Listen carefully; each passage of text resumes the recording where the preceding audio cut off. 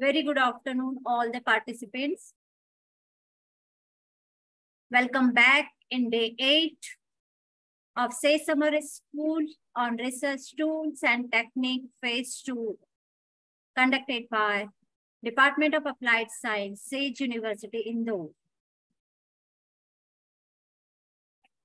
A good researcher is the one who reduces the distance between imagination and reality.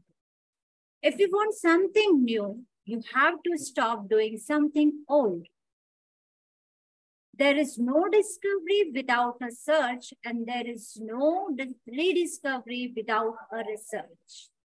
So, do emphasis on research, do things again and again, definitely you will get success. With the motivation of inspiration, Engineer Sanjeev Agrawal, Chancellor, the Sage Group, Sage University, Indore, is educating and empowering citizens to be a better human being. We are blessed being our mentors and motivators to support us and to provide platform for grooming. These are our mentors and motivators who always inspire us to do best. I'm very pleased to have a great scientist and academician, Dr. Abhay Kothari, who is the professor from Department of Applied Science, who is the professor of Department of Computer Science and Engineering, Institute of Engineering and Technology, Sage University, Indore. I'm blessed being work under his guidance. Dr. Abhay Kothari is having more than 30 years of teaching, industry, research experience, and headed 5 departments of CSCIT. In previous session delivered by Dr. Abhay Kothari, you have learned about Excel for research. Today, he is going to deliver his lecture on Python for research. So, without wasting much of time, let's start our today's session on Python for research by Dr. Abhay Kothari. I most welcome you, sir. Thank you for accepting our invitation. And I'm really pleased to welcome you once again in our day 8 on SAY Summer School. The screen is yours now, sir. Most welcome again, sir.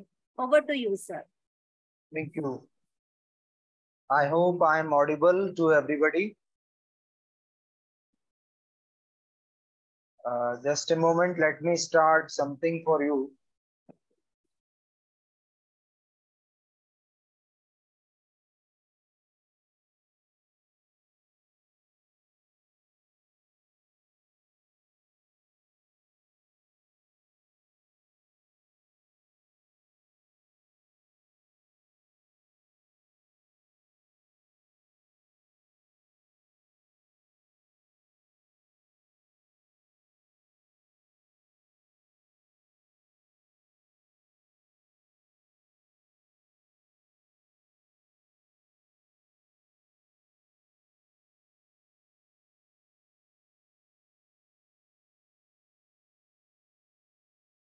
ये आपका वाला screen ही रहेगा ना मेरा,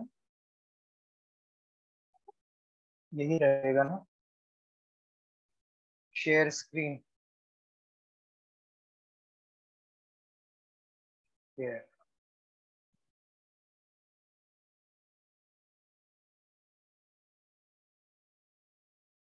full view नहीं आ रहा है.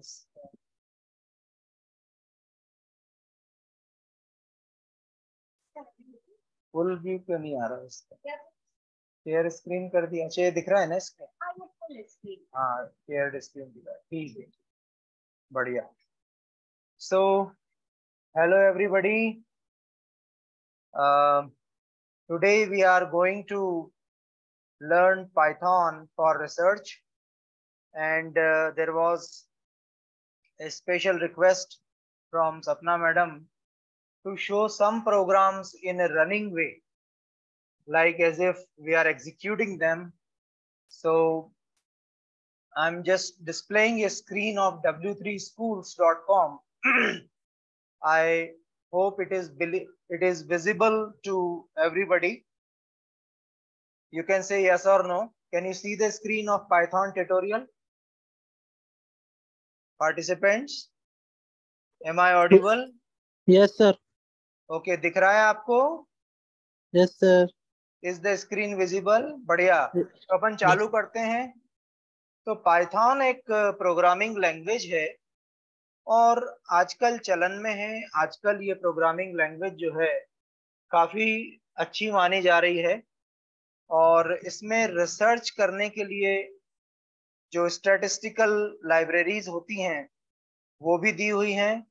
और रिसर्च में आजकल एक नया चीज आया है जो कंप्यूटर साइंस एरिया से आया है और जो हर जगह लग रहा है वो है मशीन लर्निंग। तो उसके लिए भी लाइब्रेरीज फंक्शंस दिए हैं। आपको बहुत ज्यादा सीखना नहीं पड़ता है, सिर्फ थोड़ा सा कमांड्स और उसका सिंटेक्स सीखना पड़ता है और आप कमांड्स इशू कर सकते हैं और आपको रिजल्ट्स मिल सकते हैं।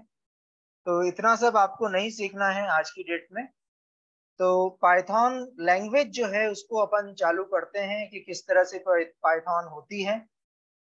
तो let me show you one screen.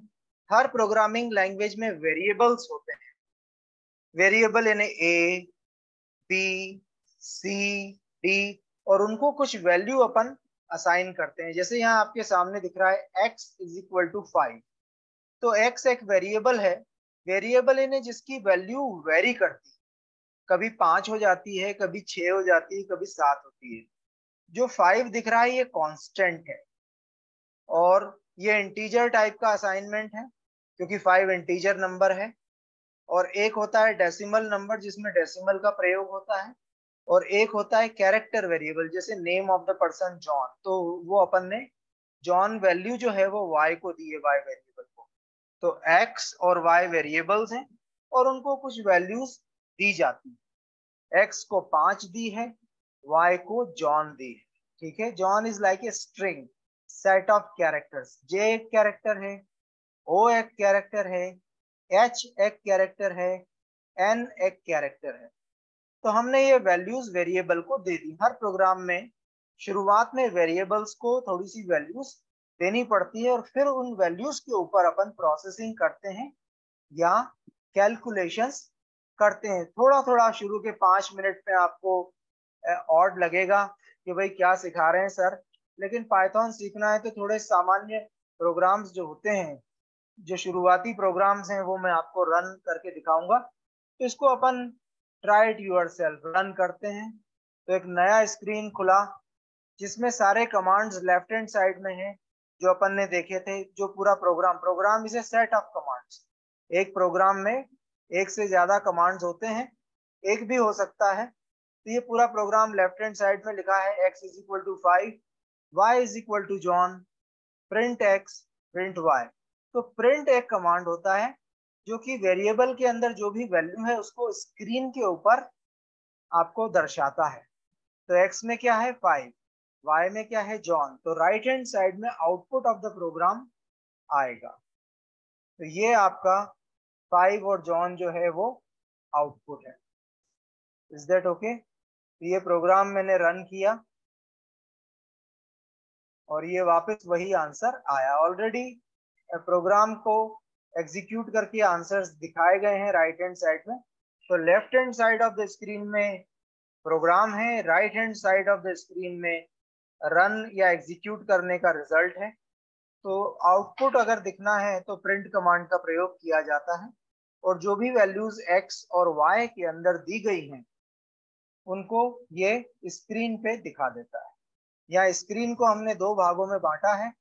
Left side में प्रोग्राम है, राइट साइड में उसका प्रोग्राम को रन करने का या एग्जीक्यूट करने का उत्तर है, रिजल्ट है, आउटपुट है।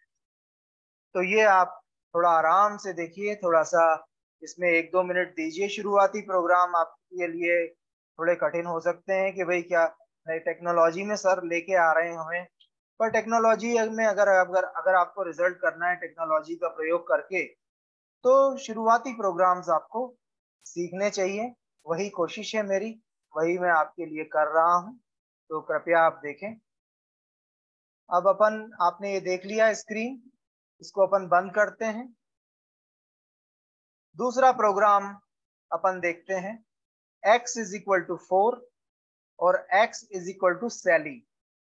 तो x को पहले 4 दिया और फिर हमने x के अंदर दूसरा ओवरराइट कर दिया वेरिएबल सैली। इसको अपन ट्राई इट योरसेल्फ करते हैं। तो पहले तो x इज इक्वल टू 4 दिया था, फिर उसी वैल्यू को, उसी x को हमने अपडेट किया सैली नाम के कैरेक्टर स्ट्रिंग से। तो आखिरी में जो वैल्यू दी जाती है वही प्रिंट फॉलो करता है। तो as a consequence, as a result of print command, Sally print हुआ है दाहिनी साइड पे और 4 नहीं हुआ है, 4 नहीं हुआ। 4 was an earlier value which has been overwritten by Sally। तो सैली प्रिंट हुआ है। तो इस तरह की चीजें प्रोग्रामिंग में होती हैं। आपको तो सिर्फ ये देखना है वेरिएबल क्या होता है, कांस्टेंट क्या होता है।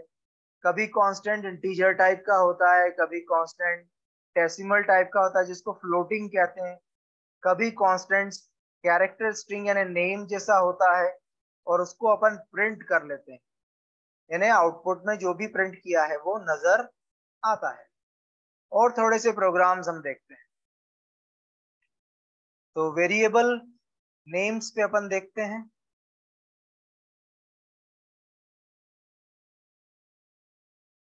वेरिएबल्स को ए जैसे नेम दिया, एक्स दिया, वाई दिया, वैसे दूसरे नाम भी दे सकते हैं। माई वार, माई वेरिएबल अंडरस्कोर लगा सकते हैं, ये अलाउड है।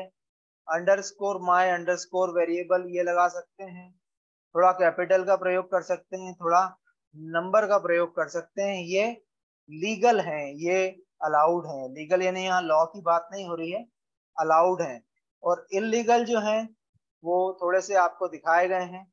टू माई वेरिएबल नंबर से स्टार्ट हो रहा है जो अलाउड नहीं है, कैरेक्टर से स्टार्ट होना चाहिए।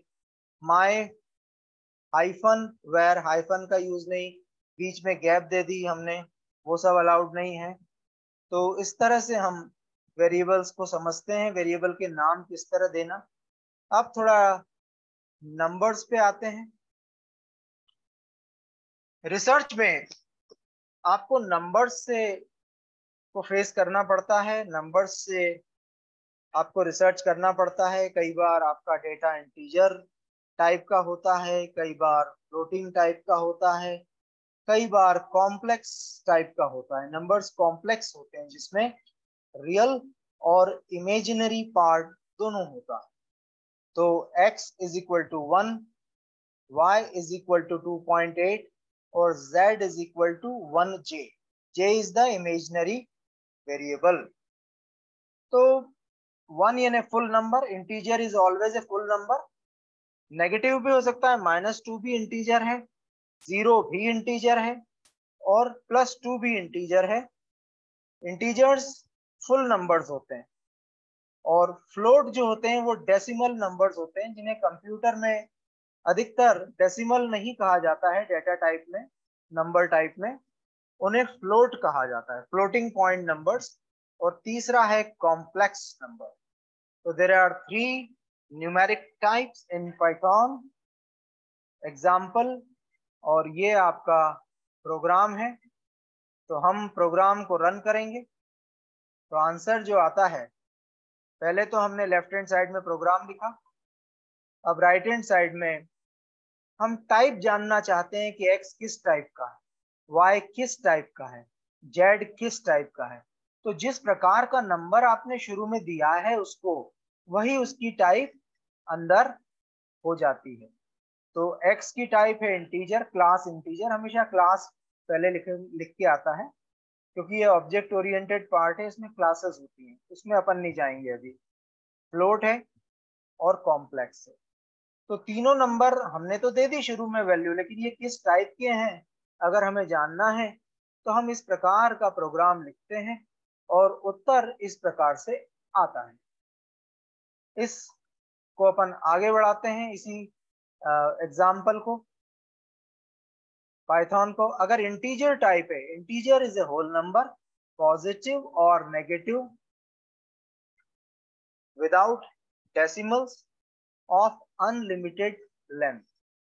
तो इंटीजर्स जो होते हैं, 1 भी इंटीजर है, ये y में इतना बड़ा नंबर गया है, ये भी इंटीजर है, और z में इतना बड़ा नंबर गया है 6 डिजिट का, पर माइनस साइन का है। लेकिन तीनों में चीज क्या है, तीनों फुल नंबर है। भले ही छोटा वैल्यू का हो 1, बड़ा वैल्यू का हो या माइनस वैल्यू का हो, नंबर्स फुल है, कहीं भी डेसिमल का प्रयोग नहीं किया गया है। तो तीनों इंटीजर्स हैं, और हम इस प्रोग्राम को ट्राई करते हैं, और इसमें तीनों का टाइप इंटीजर इंटीजर इंटीजर आ रहा है।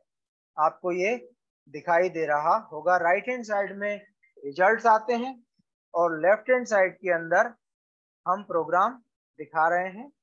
और रन करना हो, कोई भी प्रोग्राम आपको लिखना हो, तो उसको आप यहाँ पेस्ट कर दीजिए और रन कर दीजिए। ये तो लिखा हुआ प्रोग्राम है, पर कोई प्रोग्राम आप लिखना भी चाहें तो वो लेफ्ट हैंड साइड में आप लिख दीजिए और उसको रन कर दीजिए, तो उत्तर उसका आ जाएगा।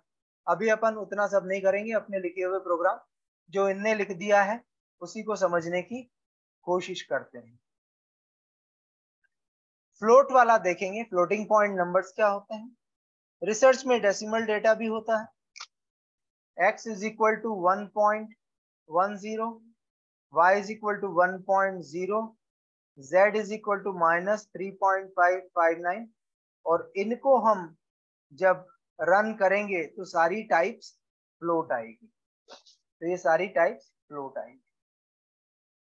यहाँ पे वापस अपन जाएंगे, यहाँ कॉम्प्लेक्स का एग्जांपल देखते हैं। कॉम्प्लेक्स नंबर्स भी आप वेरिएबल्स में डाल सकते हैं। अब इंजीनियरिंग रिसर्च में कॉम्प्लेक्स नंबर्स आते हैं, दूसरे रिसर्च में आते हैं कि नहीं आते हैं, ये डिपेंड करता है रिसर्च किस सब्जेक्ट का है। तो x, y, z और इनकी टाइप हम प्रिंट कर सकते हैं। प्रोग्राम एग्जीक्यूट होके कॉम्प्लेक्स कॉम्प्लेक्स कॉम्प्लेक्स आ रहा है। एक डेटा टाइप को हम दूसरी डेटा टाइप में भी बदल सकते हैं। इस प्रोग्राम को आप देखें, प्रोग्राम में वर्ड ऐसे हैं, लैंग्वेज ऐसी है, इन चीजों को देख के ना घबराएं। आपको बता दिया गया है कि 3 तरह के नंबर्स होते हैं, इंटीजर, फ्लोटिंग यानी डेसिमल, और कॉम्प्लेक्स यानी रियल पार्ट और इमेजिनरी पार्ट। अब convert from integer to float, तो x एक इंटीजर नंबर है, उसको फ्लोट में बदलना है। तो ब्रैकेट में x लिखा, उसके पहले जिसमें बदलना है नया टाइप में उसका नाम लिख दिया, और अपन ने a को असाइन कर दिया। तो अब a x का फ्लोटिंग पॉइंट नंबर बन जाएगा। तो a will be 1.0 and x is 1। चूंकि इंटीजर में डेसिमल नहीं आता है तो a में डेसिमल आएगा। इसको अपन देख लेते हैं चला के। तो प्रिंट जब हमने x किया है यहाँ पे, convert from integer to float, तो यहाँ इस प्रोग्राम को देखिए आप, फ्लोट 1 x में गया है और प्रिंट x हुआ है, तो x का आउटपुट 1.0 आया है। Convert from float to integer, अब यहाँ फ्लोट दिया है और उसको इंटीजर में बदलना है और उत्तर y में आएगा। और जब प्रिंट y करते हैं यहाँ पे, तो दूसरे नंबर पे जो प्रिंट हो रहा है वो 2 आ रहा है। तो 2.8 का इंटीजर 2 रहेगा। डेसिमल के बाद जो भी नंबर होता है उसको अपन ट्रंकेट कर देते हैं, हटा देते हैं। Convert from integer to complex, complex 1 जो है इंटीजर है, इसका कॉम्प्लेक्स बनाना है। तो कॉम्प्लेक्स और 1, इसका कॉम्प्लेक्स नंबर z में चला गया और z को हमने यहाँ प्रिंट किया, आप देख सकते हैं यहाँ पे प्रिंट किया। तो z का जो उत्तर आया वो 1 + 0j है। चूंकि नंबर 1 था तो ये रियल पार्ट है 1, और इमेजिनरी पार्ट है ही नहीं इसमें, तो 0 और जे इज द इमेजिनरी पार्ट। और इनकी टाइप्स जब हम प्रिंट कराएंगे कन्वर्ट होने के बाद में, तो x फ्लोट रहेगा, y इंटीजर रहेगा और z कॉम्प्लेक्स रहेगा। इस तरह से आउटपुट्स आपको दिख रहे हैं। अभी तक जो मैंने पढ़ाया उसमें कोई भी क्वेश्चन हो तो वो मैं एग्जांपल आपको वापस से बताने को तैयार हूं। आपको प्रोग्रामिंग थोड़ी सी आ रही है समझ में? हेलो यस सर, बट इसकी सर आ तो रही है, बट इसका एप्लीकेशन कहाँ होता है सर, ये समझ नहीं आया। इसका एप्लीकेशन रिसर्च में जो है अपन मीन मोड मीडियन इस तरह की चीजें, वो रिसर्च में जो एप्लीकेशन होता है वो सेकंड लेक्चर है अपना आज का। पहले थोड़ा सा प्रोग्रामिंग क्या होती है ये बताने की कोशिश कर रहा हूँ मैं आपको। सेकंड जो मेरा पार्ट है लेक्चर का उसमें रिसर्च वाला, यानी नंबर्स दे दिए और उनका मीन निकालना है, नंबर्स दे दिए उसका स्टैंडर्ड डेविएशन निकालना है, नंबर्स दे दिए। तो पाइथन में सारे फंक्शंस बने बनाए हैं, आपको कोड नहीं लिखना है, आपको जो स्टैटिस्टिकल फंक्शन एग्जीक्यूट कराना है उसका नाम आप दे दें और वो आपको उत्तर दे देगा। कोरिलेशन निकालना है, कोरिलेशन निकाल दो। तो ये सारी चीजें मैं अभी थोड़े आने वाले लेक्चर में बताने वाला हूँ। तो थोड़ा सा 20 मिनट का टाइम आप इन प्रोग्रामिंग पे देख लीजिए कि ये होता क्या है। नहीं तो मैं पाइथन पर रिसर्च पढ़ाऊंगा सीधे, तो आप बोलेंगे सर पाइथन क्या होता है, इसमें नंबर्स क्या होते हैं, वेरिएबल्स क्या होते हैं। तो वो सब चीजें अपन यहीं पे कवर कर रहे हैं। एक होता है रैंडम नंबर। तो रैंडम नंबर से ने कोई से भी नंबर जनरेट होते हैं 1 से 10 के बीच में। तो ये अपन देख रहे हैं 5 एक नंबर है जो कि 1 और 10 के बीच में आप रेंज दे दीजिए तो एक रैंडम नंबर आपको ये जनरेट करके दे देगा। रैंडम वेरिएबल्स होते हैं रिसर्च में, तो थोड़ा सा ये सीखने के लिए बताया है मैंने आपको। अब पाइथन में अपन थोड़ा सा ऑपरेटर्स पे चलते हैं। आप दो नंबर के बीच में कई प्रकार के अरिथमेटिक्स कर सकते हैं, दूसरे तरह के ऑपरेशंस कर सकते हैं। जैसे प्लस किया 10 और 5 का, तो रिसर्च में एडिशन करना पड़ता है, उत्तर 15 आया। इस तरह से आप समझ सकते हैं। तो पाइथन में अरिथमेटिक ऑपरेटर्स भी होते हैं, असाइनमेंट ऑपरेशंस भी होते हैं, कंपैरिजन भी होते हैं कि एक नंबर दूसरे से छोटा है या बड़ा है, लॉजिकल ऑपरेशंस भी होते हैं, आइडेंटिटी भी होते हैं, मेंबरशिप्स भी होते हैं, बिटवाइज भी होते हैं। तो जो अरिथमेटिक है वो अपन देख लेते हैं। प्लस यानी एडिशन x प्लस वाई, दो नंबर्स को जोड़ना। माइनस यानी subtraction x minus y. Multiplication यानी x इंटू वाई। डिवीजन यानी x divided by y। Modulus यानी डिवीजन का रिमाइंडर देता है। ये डिवीजन के दो उत्तर होते हैं, कोशिएंट और रिमाइंडर। तो ये आपको रिमाइंडर देगा। 15/8 कितना होता है, एक बार गया और 7 रिमाइंडर है। एक्सपोनेंशियल यानी पावर चढ़ाना, x to the power x 2 है, y 5 है, तो ये 2 टू दी पावर 5 आपको देगा। तो इस तरह से ये अलग अलग प्रकार के जो होते हैं ऑपरेशंस होते हैं अरिथमेटिक। असाइनमेंट यानी equal to sign, operator equal to sign है। x इज इक्वल टू 5, आपने कोई इनिशियल वैल्यू दे दी x को, ठीक है। Plus equal to x plus 3 यानी इसका एक्सपांडेड फॉर्म है x is equal to x plus 3। Minus equal to यानी x is equal to x minus 3। Previous value of x में 3 घट के x की नई वैल्यू आपको असाइन हो जाएगी। इसको अपन ट्राई करते हैं। x is equal to 5, x minus equal to यानी new value of x will be 5 माइनस 3 दैट इज 2। ये आपको मैंने दिखाया है। तो नंबर प्रोसेसिंग आपको करते रहनी पड़ती है, बहुत सारी फैसिलिटीज हैं इसमें, ये अपन देख रहे हैं। क्या दो नंबर बराबर हैं, क्या दो नंबर बराबर नहीं है, नॉट इक्वल टू। क्या पहला नंबर दूसरे से बड़ा है, is x greater then y, is x less then y। आपको नंबर के कंपैरिजन करने पड़ते हैं कि नहीं करने पड़ते हैं। आपके जो रिजल्ट्स आए हैं उसमें जो एक नंबर दूसरे से बड़ा है तो आपका रिजल्ट इस तरह का है, नहीं तो उस तरह का है। हाइपोथेसिस ट्रू है, हाइपोथेसिस रॉन्ग है, फॉल्स है, इस तरह से कंपैरिजन आपको करने पड़ते हैं। तो ये सब प्रोग्रामिंग से भी हो सकते हैं। एक्सेल पे मैंने लेक्चर लिया था, तो एक्सेल में प्रोग्राम नहीं लिखना पड़ता है, हर चीज बनी बनाई है, आप एक्सेल शीट में डाल दीजिए। लेकिन यहाँ पे प्रोग्रामिंग आप खुद कर सकते हैं अगर आपको पाइथन आती है या कोई भी दूसरी लैंग्वेज आती है।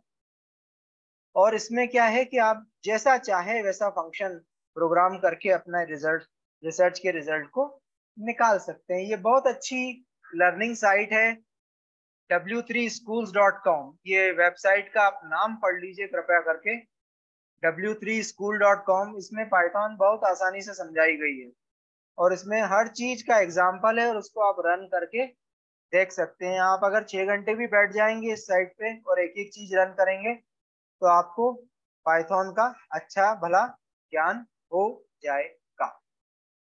क्या एक नंबर दूसरे से छोटा है, लेस देन, क्या एक नंबर बड़ा या बराबर है दूसरे से? तो कंपैरिजन जो होता है ये बहुत सारा करना पड़ता है अपने को।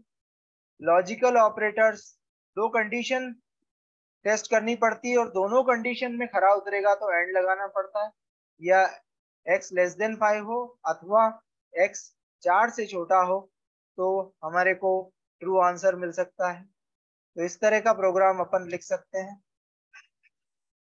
x is equal to 5, print x greater than 3 और x less than 4, returns true because one of the conditions are true. अगर कोई सी भी एक कंडीशन ट्रू है तो आंसर ट्रू होएगा। ये लॉजिकल या बूलियन आंसर्स हैं, ये बूलियन नंबर्स होते हैं, इसमें दो ही नंबर होते हैं, ट्रू या फॉल्स। इसको आप पढ़ लें आसानी से।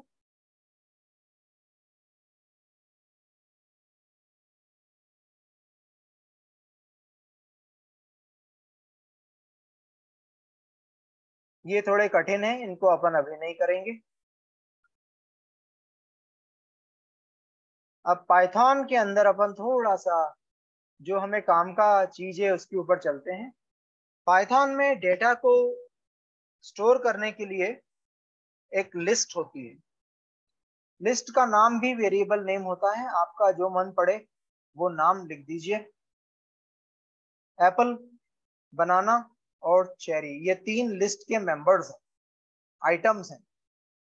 ओके, सो लिस्ट का नाम एग्जांपल में देखिए, this list, Apple, banana, cherry, और प्रिंट दिस लिस्ट, यानी इस लिस्ट के अंदर जो भी कंटेंट्स हैं आप प्रिंट कर दीजिए। तो आपको कई बार लिस्ट ऑफ डेटा बनानी पड़ती है, हो सकता है वो नंबर्स हो सकता है वो नाम हो लोगों के, हो सकता है वो कुछ और कैटेगोरिकल वेरिएबल्स हो। तो लिस्ट के अंदर उन्हें स्टोर करने के लिए आपको फैसिलिटी दी गई है। तो रिसर्च पाइथन से करना है तो लिस्ट को आपको थोड़ा सा समझना पड़ेगा। लिस्ट यानी आप सब्जी खरीदने जाते हैं तो लिस्ट बनाते हैं कि नहीं आइटम्स की, या किराना खरीदने जाते हैं तो लिस्ट बनाते हैं ना आइटम्स की, या कपड़े खरीदने जाते हैं तो क्या खरीदना उसकी लिस्ट बनाते हैं।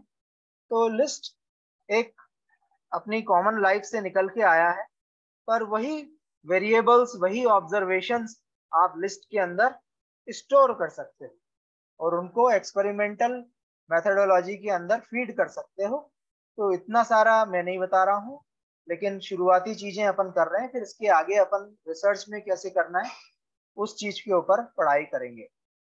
तो list items are ordered, changeable and allow duplicate values. List items are indexed, पहले आइटम को 0 इंडेक्स दिया गया है, दूसरे आइटम को 1 इंडेक्स दिया गया है। अब ये 3-4 नाम दिए गए हैं, लिस्ट आर ऑर्डर्ड, चेंजेबल। तो ऑर्डर्ड का मतलब ये होता है when we say list are ordered, it means that items have a defined order and that order will not change। तो लिस्ट में जो भी स्टोर किया है वो उसी क्रम में रहेगा, क्रमबद्ध डेटा को स्टोर करने के लिए लिस्ट का प्रयोग किया जाता है। If you add new items to list, the new items will be placed at the end of the list। कुछ भी नए आइटम्स जोड़ना है तो लिस्ट के आखिरी में जुड़ेंगे, जो एग्जिस्टिंग आइटम्स हैं उनको अपन डिस्टर्ब नहीं करेंगे। तो लिस्ट में डुप्लीकेट्स अलाउड होते हैं, चेंजेबल जो होती है लिस्ट, ये देख लीजिए इस पॉइंट को, list is changeable meaning that we can change, add and remove items in a list after it has been created.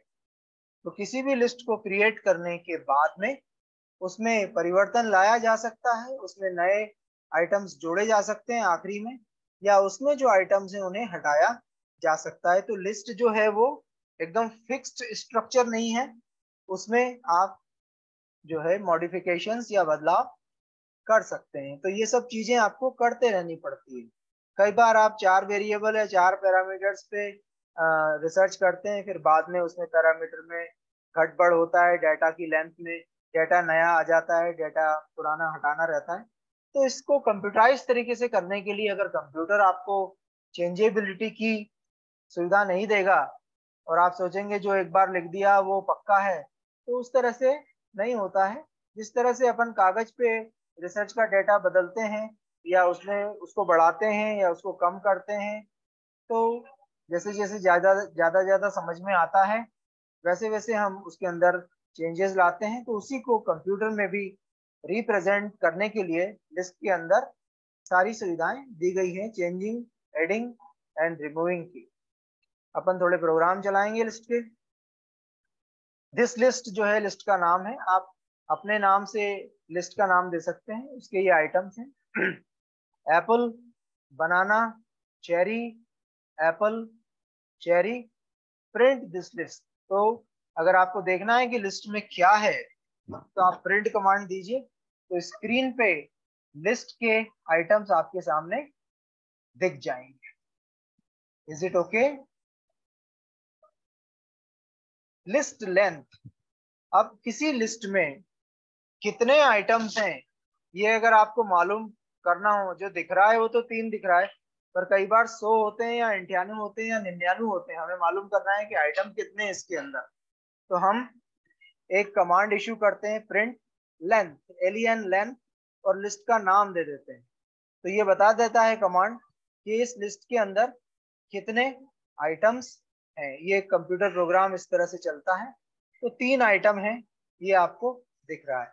अब 500 आइटम हो लिस्ट में या 499 हो और मालूम करना है कि भैया कितने हैं, तो हम एक छोटा सा कमांड देके उसके अंदर कितने गिनने की जरूरत नहीं है, अपन अपना उत्तर प्राप्त कर सकते हैं। अब ये जरा पढ़ने लायक चीज है जो आप पढ़ें। ये टेक्नोलॉजी सीख रहे हैं आप। Python is a programming language, और प्रोग्रामिंग लैंग्वेज को टेक्नोलॉजी कहा जाता है कंप्यूटर की भाषा में।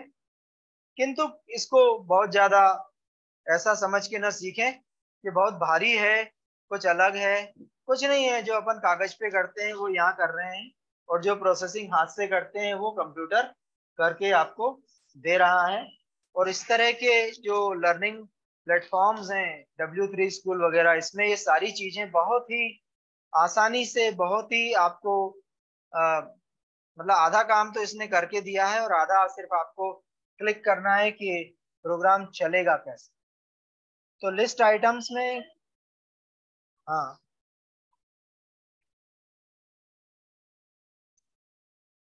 क्या,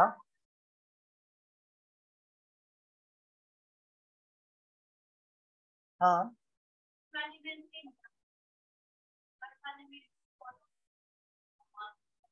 हाँ हाँ, देखिए नाम आपके जो हैं वो इन्वर्टेड कॉमर्स में आते हैं, आपके नंबर्स में इन्वर्टेड कॉमा नहीं लगता है, और जो बुलियन वेरिएबल्स होते हैं इसमें इन्वर्टेड कॉमा नहीं लगता है। ये कुछ छोटे से कन्वेंशंस हैं या छोटे से रूल्स हैं, वो थोड़े याद रखने पड़ते हैं प्रोग्रामिंग में। किसी भी लैंग्वेज में वोकेबलरी होती है और ग्रामर होता है। Grammar is set of rules. तो यहाँ पे भी छोटी मोटी वोकेबलरी है और छोटे मोटे सेट ऑफ रूल्स, तो ये आपको थोड़े से याद रखना पड़ेगा। That's what makes a programmer different than other people. Okay, तो यहाँ पे पहले में हमने स्ट्रिंग डेटा टाइप है जहाँ कोट्स लगाए हैं, आपको अगर नाम स्टोर करने हैं। दूसरे में अगर आपको नंबर्स स्टोर करने हैं तो नंबर सीधे सीधे लिख सकते हैं कॉमा लगा के। और अगर आपको बुलियन डेटा टाइप स्टोर करनी है कि कुछ चीज कभी ट्रू है, कभी फॉल्स है, कभी फॉल्स है, तो उसके अंदर कोट्स लगाने की जरूरत नहीं है। तो ये तो हर लिस्ट में, ये तो कई प्रकार की लिस्ट है। पहली वाली लिस्ट 1 जो है वो स्ट्रिंग टाइप की है, दूसरी जो है वो इंटीजर टाइप की है, तीसरी जो है वो बूलियन टाइप की है। पर लिस्ट के अंदर, एक ही लिस्ट में आप तरह तरह के आइटम्स भी स्टोर कर सकते हैं, मेंबर्स। तो यहाँ एबीसी स्ट्रिंग है, 34 नंबर है, ट्रू बूलियन है, 40 इंटीजर है और मेल स्ट्रिंग है। तो लिस्ट में ऐसा कोई बंधन नहीं है कि आप एक ही प्रकार का डेटा टाइप स्टोर करेंगे। हो सकता है कि आपको अपने बारे में पूरी इंफॉर्मेशन डालनी है। नेम है आपका मिस्टर मोहन, जो एज है वो है 35, आपको जो है तीखा खाना पसंद है या नहीं पसंद है, ट्रू या फॉल्स, ठीक है। तो हर चीज आप अलग अलग प्रकार के डेटा भी इसके अंदर स्टोर कर सकते हैं लिस्ट के अंदर। अब प्रोग्रामिंग लैंग्वेज जो होती है वो बहुत जो होती है उसके अंदर वैरायटी ऑफ थिंग्स आपको दी जाती है, फैसिलिटी। तो 2 घंटे के लेक्चर में मैं आपको बहुत ज्यादा डेटा स्टोरिंग टेक्निक्स नहीं सिखाऊंगा। लिस्ट आपको सिखा दी, डेटा टाइप्स आपको सिखा दिए, तो इतना आप अपने माइंड के अंदर स्टोर करें। लिस्ट की टाइप क्या है ये आप मालूम कर सकते हैं। जो है माई लिस्ट जो है वो लिस्ट टाइप की लिस्ट है नई, और लिस्ट अपनी स्ट्रिंग टाइप की थी, तो ये इसकी टाइप जो है वो लिस्ट है। तो जैसे लिस्ट होती है वैसे 3 और होते हैं, टुपल्स, अरेज और डिक्शनरी, पर उसमें अपन अभी नहीं जाए। तो ये डेटा टाइप्स जो होते हैं जिसमें बहुत सारे नंबर स्टोर होते हैं, वो कई प्रकार के होते हैं, लिस्ट, टुपल्स, अरेज, सेट्स और डिक्शनरीज। तो इसमें से ये लिस्ट टाइप का है, क्योंकि ये बड़े ब्रैकेट से खुलता है और बड़े ब्रैकेट से कम होता है। बाकी डेटा टाइप्स जो है वो अभी अपन नहीं पढ़ेंगे। एज एंड व्हेन अपने को ये 4 आपके डेटा टाइप्स हैं, लिस्ट, टुपल, सेट और डिक्शनरी, इतना सब 2 घंटे में अपन कवर नहीं करेंगे। अब अपन अपने लेक्चर पे जाते हैं। मैंने आपको एग्जीक्यूटेबल फॉर्म में काफी एग्जांपल्स दिखा दिए। अब मैं आपको थोड़ा रिसर्च की तरफ लेके चलता हूं।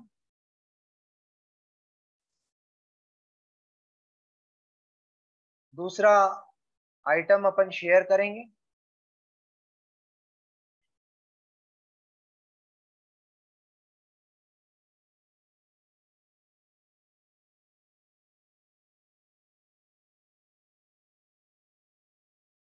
क्यों नहीं आ रहा है ये? ओके,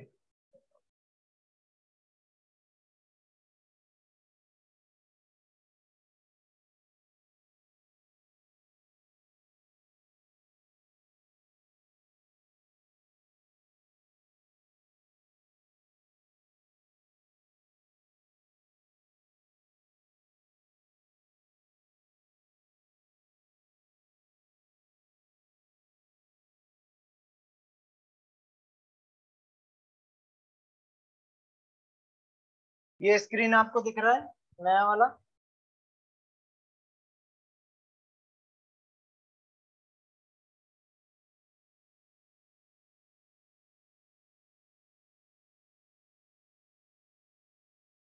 अब आ रहा है?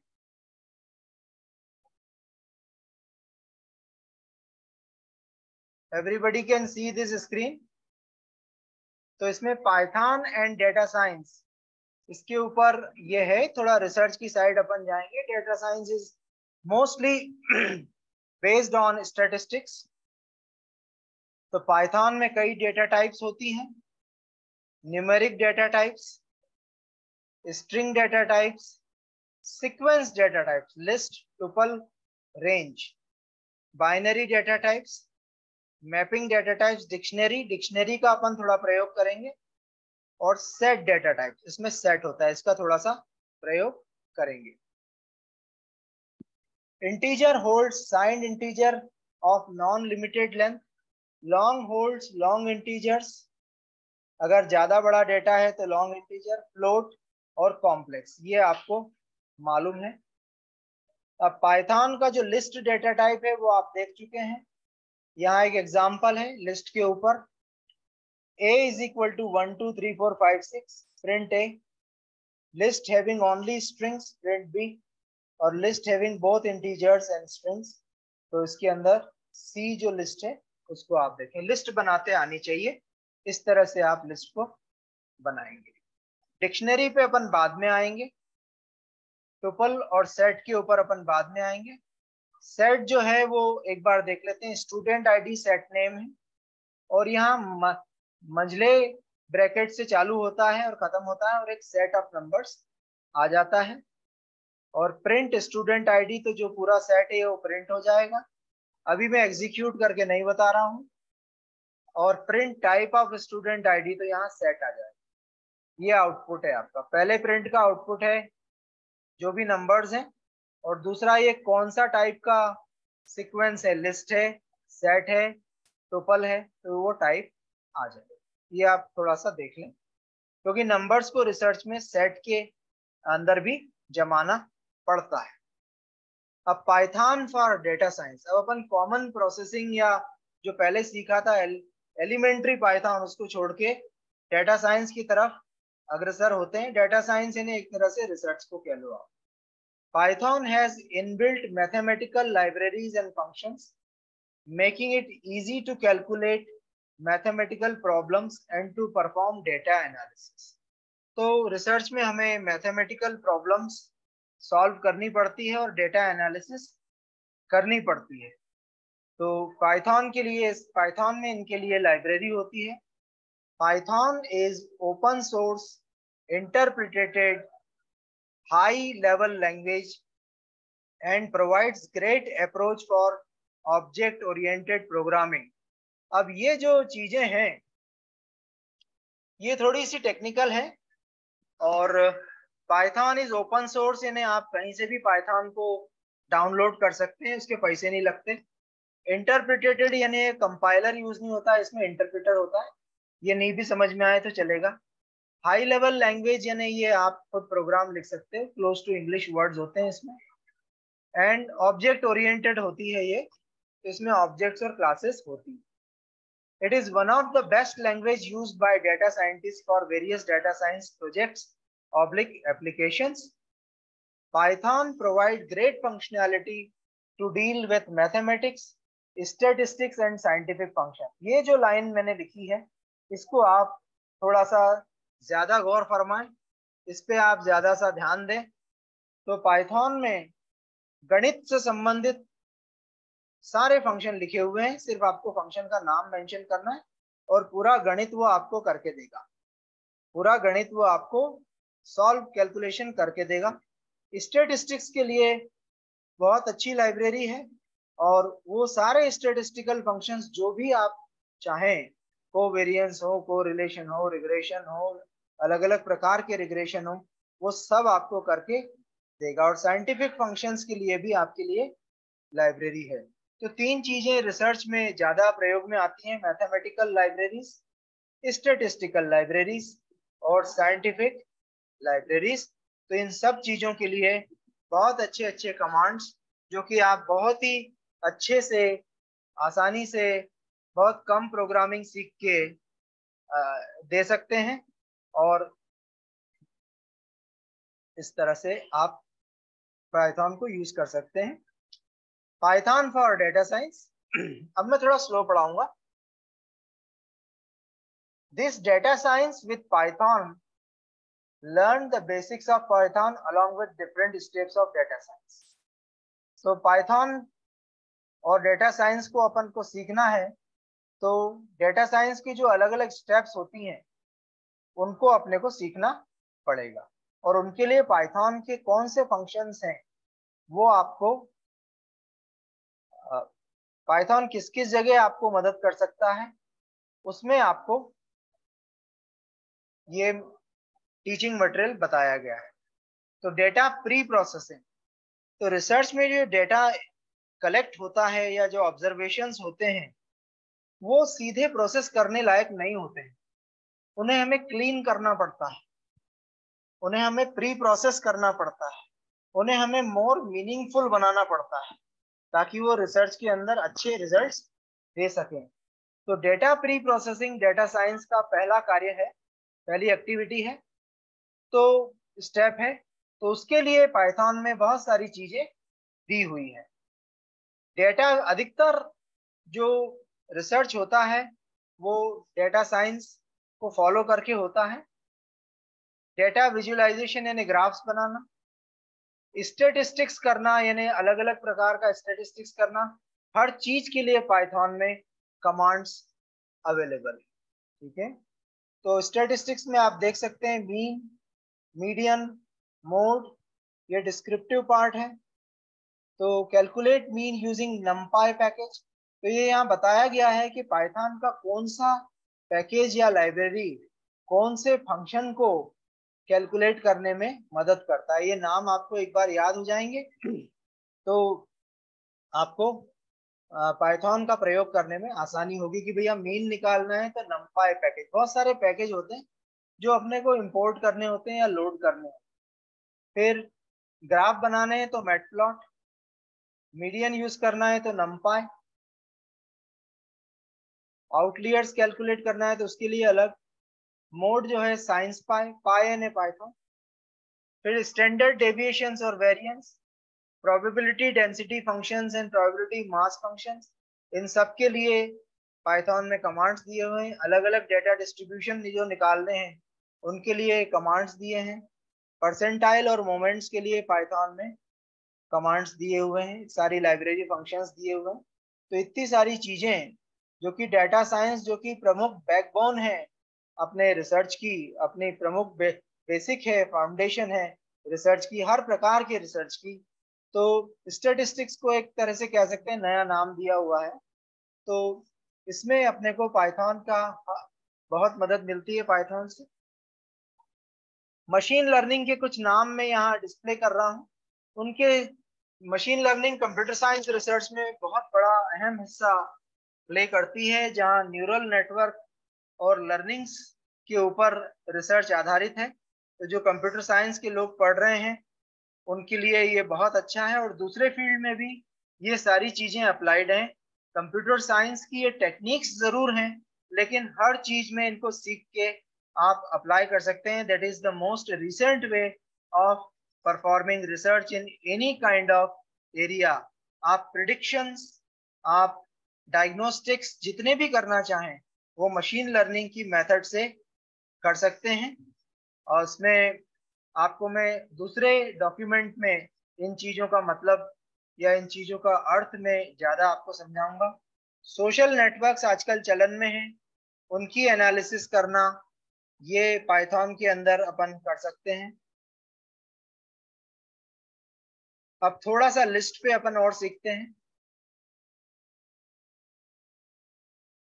x is equal to 1 2 3 4 5 6 7, 7 items है लिस्ट में।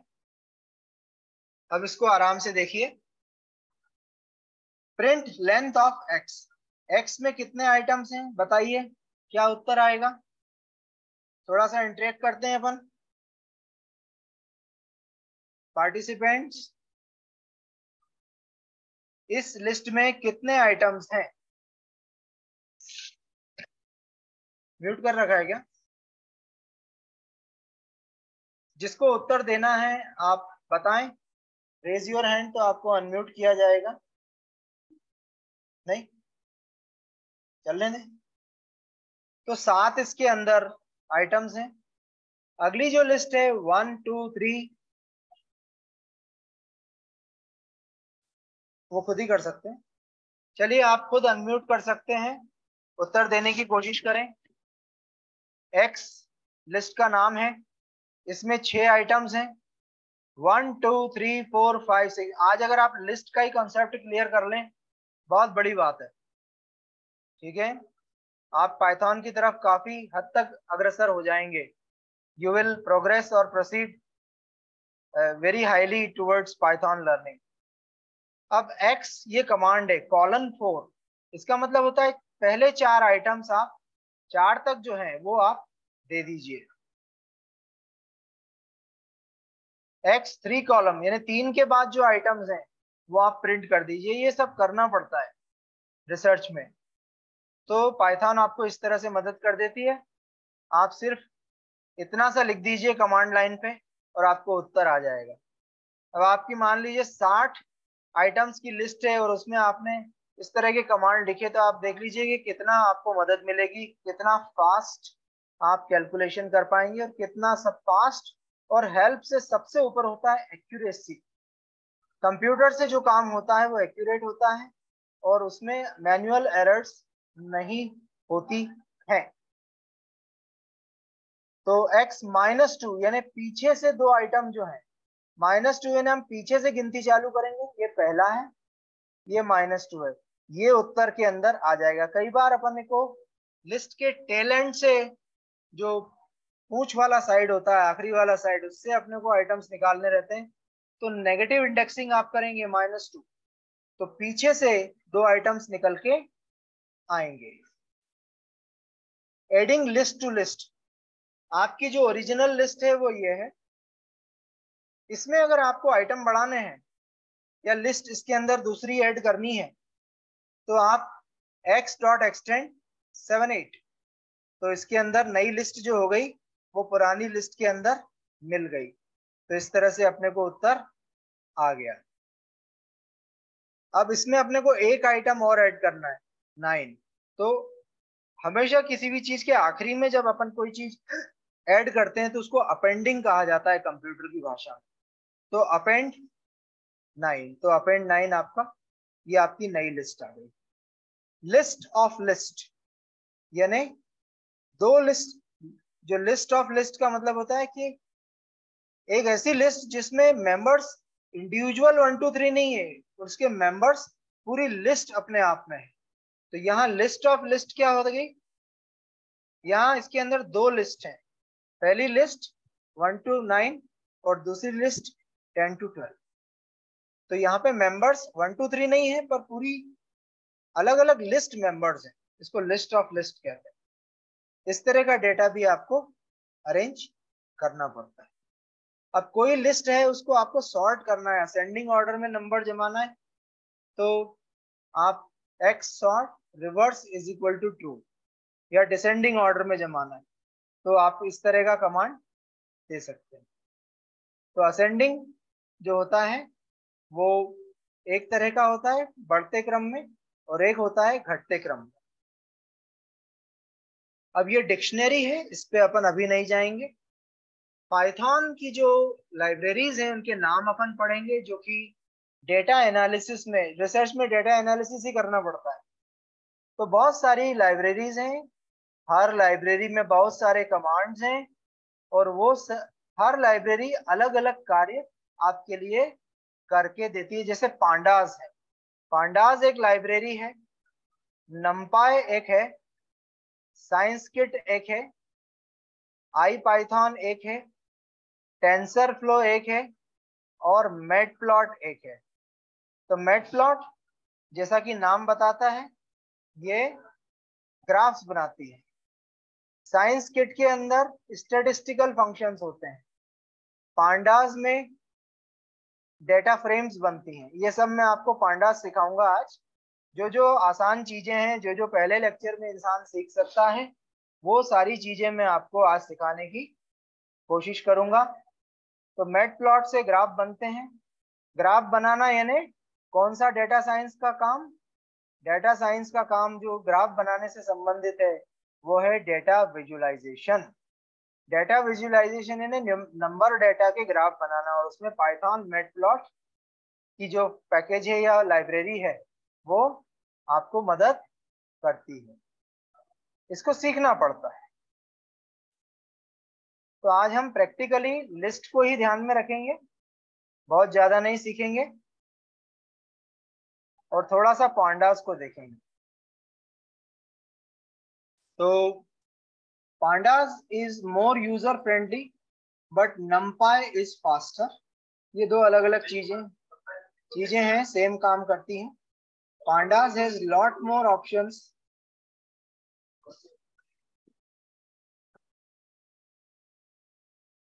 Pandas has lot more options for handling missing data. कई बार रिसर्च में डेटा मिसिंग होता है, कई ऑब्जर्वेशंस अवेलेबल नहीं होते हैं, तो उनको पांडास अच्छे से डील आउट कर लेता है। आज सिर्फ नाम याद रख लो कि पांडास में मिसिंग डेटा होते हैं। NumPy has better performance on large data sets. अगर आपका डेटा सेट बड़ा है तो NumPy उसके लिए काम में आएगी। सारे नोट्स आपको दिए जाएंगे, आप आराम से पढ़िए। Pandas uses Python objects internally, making it easy to work with than NumPy। ठीक है, तो Pandas जो होता है उसके अंदर टेक्निकल चीजें अंदर ही अंदर हैंडल हो जाती हैं, तो आपको as non technical person Pandas use करना थोड़ा आसान रहता है NumPy के। NumPy फास्ट रिजल्ट देती है और Pandas जो होती है वो यूजर फ्रेंडली। तो यूजर फ्रेंडली चीजें जो नॉन टेक्निकल लोग होते हैं उनके लिए ज्यादा रिकमेंडेड है, उनमें आप कार्य कीजिए। अब डेटा फ्रेम जो होती है वो बनानी पड़ती है, इन्हें टेबुलर फॉर्म में डेटा को अरेंज करना पड़ता है, वो अपन देखते हैं रोज और कॉलम्स में। तो create data frame from dictionary of ND arrays और लिस्ट। तो हम यहाँ पे जो है एक पांडास को इंपोर्ट कैसे करते हैं, pandas import pandas as PD, यानी पांडास पे काम करना है तो पांडा को इंपोर्ट करो। अगर आपको NumPy को पे काम करना है तो NumPy को इंपोर्ट करो। साइंस किट को पे काम करना है तो साइंस किट को इंपोर्ट करो। इंपोर्ट करना है यानी जो बेसिक स्टोरेज है उसमें से ये चीजें आपके लिए आ जाती हैं। असाइन डेटा ऑफ लिस्ट, तो एक लिस्ट है डेटा, तो उसमें नेम है, नेम में टॉम, जोसेफ, क्रिस, जॉन और एज 20, 21, 22 इस तरह का आपके पास डेटा सेट है, ये डिक्शनरी फॉर्मेट में है। और create data frame, data frame is equal to panda data frame data print output. तो ये एक तरह का प्रोग्राम है, just have a look at it. इसको मैं आपको और डिटेल में पढ़ाता हूँ।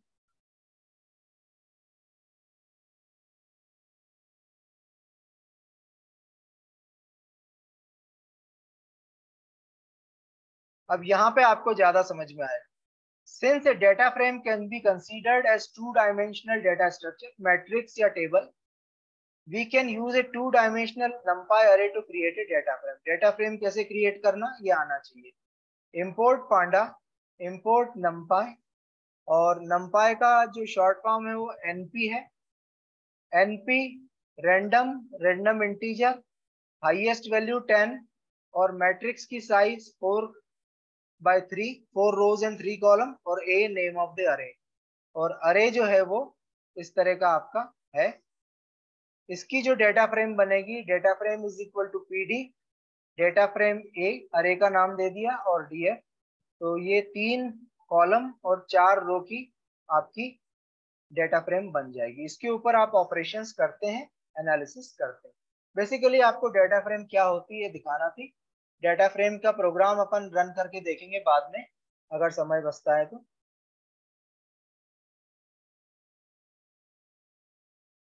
ये एक डिक्शनरी है, करली से चालू होती है, करली से खत्म होती है। की है कॉलम A और वैल्यूज है 1 2 3 4। दूसरी की है कॉलम B और कॉलन के बाद वैल्यूज आती हैं। तीसरी जो है वो कॉलन C और ये वैल्यूज आ गए।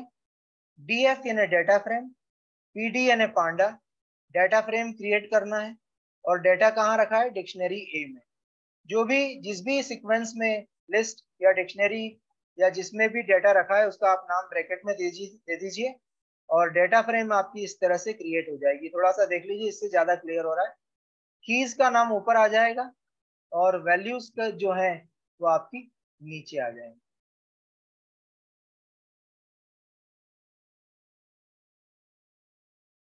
तो ये 4 ये आपकी रोज आ जाएंगी और ये आपके कॉलम्स आ जाएंगे। अब लिस्ट से डेटा फ्रेम कैसे क्रिएट करना, डेटा फ्रेम क्रिएट करना आ गया तो आपका रिसर्च टेबुलर फॉर्म में आ जाता है और उस पर आप मन चाहिए एनालिसिस, मन चाहे स्टैटिस्टिकल कमांड्स रन कर सकते हैं। लिस्ट आपने दी, उसके अंदर 2 सब लिस्ट हैं, जॉन 23 182 A। लिस्ट हमेशा बड़े ब्रैकेट से चालू होती है, जैन, मैरी, और यहाँ लिस्ट बंद हो गई। तो 1 2 3 सब लिस्ट हैं और पूरी मिला के लिस्ट A बन गई है। डेटा फ्रेम क्रिएट करना है तो पांडा डेटा फ्रेम और लिस्ट का नाम दे दीजिए, जैसे डिक्शनरी का नाम दिया था ना ऊपर, जहां भी डेटा स्टोर्ड है उसका नाम दे दीजिए। तो ये आपको टेबुलर फॉर्म में सारा डेटा अरेंज कर देगी। 4 कॉलम है, 3 रोज हैं, क्योंकि 3 सब लिस्ट है इसलिए 3 रो हैं। 4 आइटम्स हैं इसलिए 4 कॉलम्स हैं, सबके नंबर डल गए। और आप इस तरह से डेटा को थोड़ा ऑर्गेनाइज डेटा फ्रेम के रूप में कर सकते हैं। तो लिस्ट से भी डेटा फ्रेम बनती है, नंपाई से भी, अरे से भी बनती है, डिक्शनरी से भी बनती है। लिस्ट का देख लीजिए, क्योंकि आज के लेक्चर में अपन लिस्ट पे ज्यादा फोकस कर रहे हैं। I will keep the screen stationary in front of you so that you can go through this example.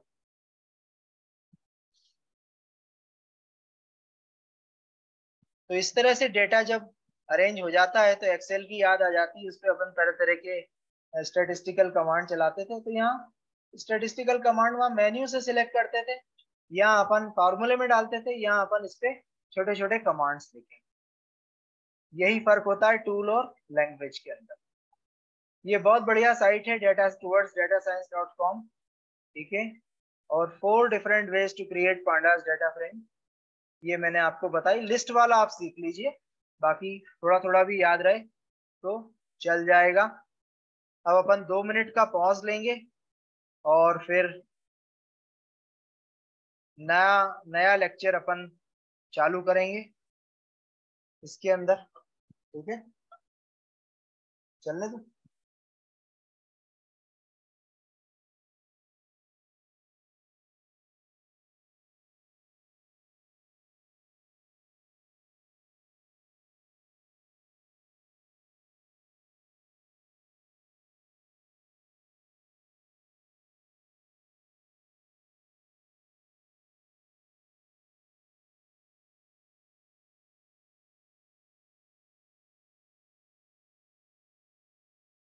दिखाया था ना मैंने, लाइव बनाना है क्या? वो देखते हैं आज अपन कर पाएंगे। वो सारे दिखा दिए, करीब 20 प्रोग्राम दिखा दिए। चला वही विंडो। एक सेकेंड, थोड़ा सा अपन डेटा माइनिंग की तरफ चलते हैं। मैडम की तरफ से एक रिक्वेस्ट आई है, देखता हूँ मैं उसको एंटरटेन कर पाता हूँ कि नहीं। डेटा माइनिंग यानी डेटा में से नॉलेज डिस्कवर करना या इंसाइट्स डिस्कवर करना। ये थोड़ा आप पढ़ें, ये एक कंप्यूटर साइड की तरफ जा रहा है, कंप्यूटर की साइड जा रहा है, लेकिन ये आपके रिसर्च में थोड़ा सा काम देगा। Is the process of extracting insights from big amount of data, similar to how physical mining recovers a small amount of precious metal from large piles of rock. However, data mining uses statistical coding and machine learning. तो इसमें statistics और code को आप use कर सकते हैं। Machine learning सीखना इतना आसान नहीं है शुरुआती तौर पे। Python programming language and its wide ecosystem of third-party modules help in different data mining techniques. तो डेटा माइनिंग करना हो, डेटा में से गोल्ड निकालना हो, यानी बहुत वैल्यूएबल इंफॉर्मेशन निकालना हो जो कि बहुत अच्छा रिजल्ट दे सके रिसर्च में, रिसर्च को डायरेक्शन दे सके, तो डेटा माइनिंग जो है बहुत अच्छा सब्जेक्ट है। इसमें स्टैटिस्टिक्स का प्रयोग आता है। डेटा माइनिंग जो होता है उसको आप पढ़ें डेफिनेशन को जो आपके सामने लिखी है। Data mining is the process of finding insightful information from large data set to solve business problems। तो बिजनेस रिलेटेड रिसर्च में या प्रॉब्लम सॉल्विंग में या किसी और भी रिसर्च में ये काम में आ सकता है। It involves creating actionable information, यानी डेटा सेट में तो बहुत सारा डेटा रहता है, बहुत सारी इंफॉर्मेशन रहती है, लेकिन एक इंफॉर्मेशन पे अपन एक्ट करते हैं, एक्शन लेते हैं, ठीक है।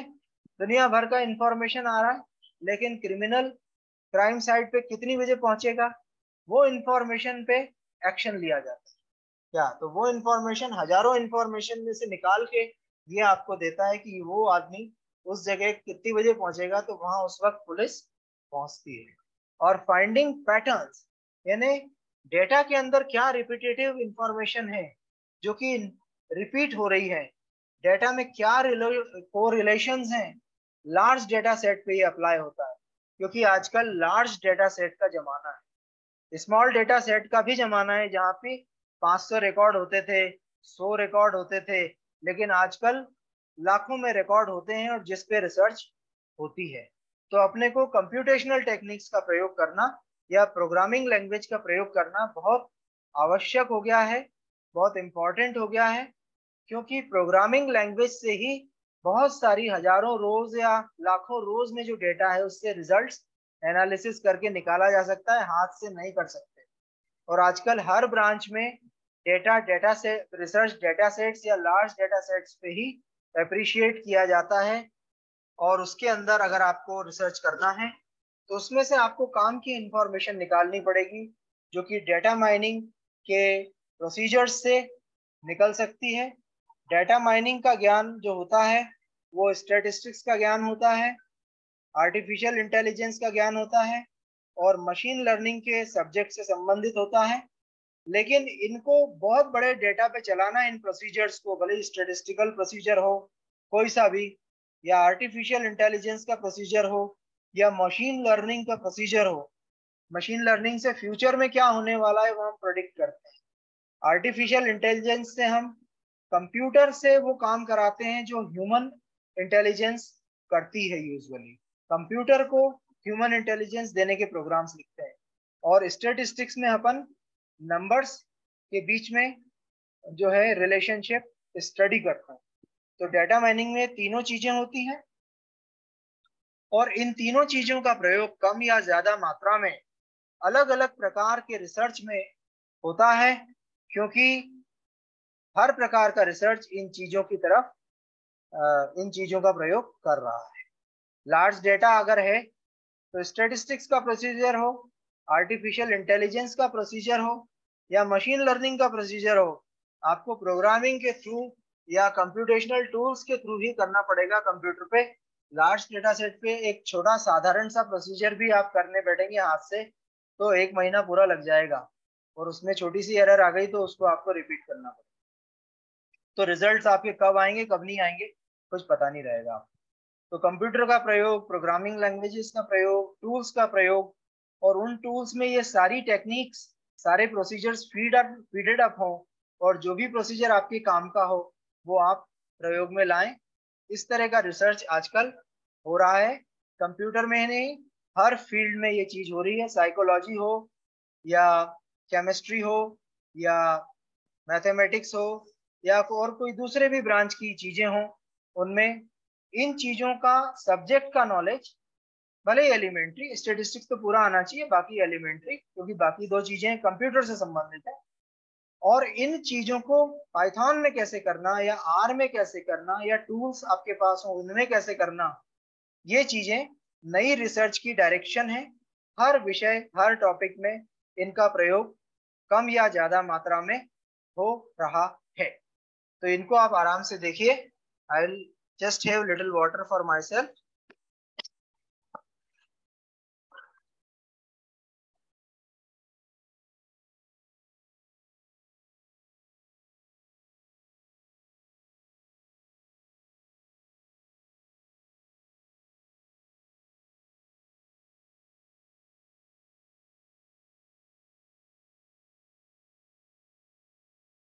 पावर चीजें आ रही है